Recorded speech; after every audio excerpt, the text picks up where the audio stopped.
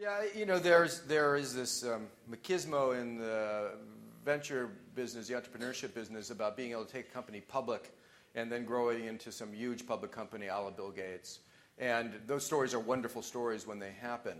But the reality is that it takes different skills at different stages of a startup to be successful. And individuals may have the skills to move from stage to stage, and they may not, and that's okay. That I personally see the reinvestment of entrepreneurial skills back into startups as being much more valuable than seeing entrepreneurs become a great manager and leading an operating business. Now, because entrepreneurs are rare and managers are trained at Harvard Business School. So, so the reality is that I think there are... We all have our role, Randy. But I look at the stages in early stage companies.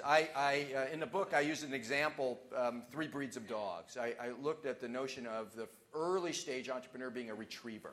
Somebody who's got to go out and bring together all of the resources that are necessary to get that company off the ground. The people, the money, the partners, all the things that are necessary to try and get that idea going. If that's successful, if you end up with a good product or service and it gets reinforced by the marketplace, you then have to become much more of a bloodhound. Now you really have to you have to get the scent of the trail. You have to start building the plan, the execution plan that's going to drive that idea that you've now sort of have in a demonstrable product or service into a real business against the market with real customers.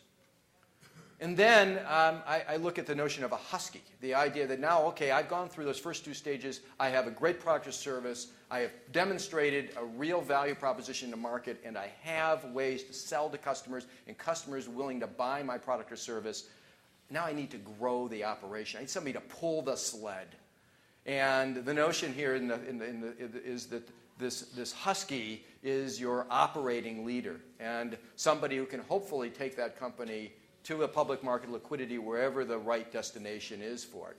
And in the book, I allude to the fact that you hope you never really need a St. Bernard, somebody to come and save the company and bail it out from a tough situation. That's another sort of personality, and I didn't touch upon that as much.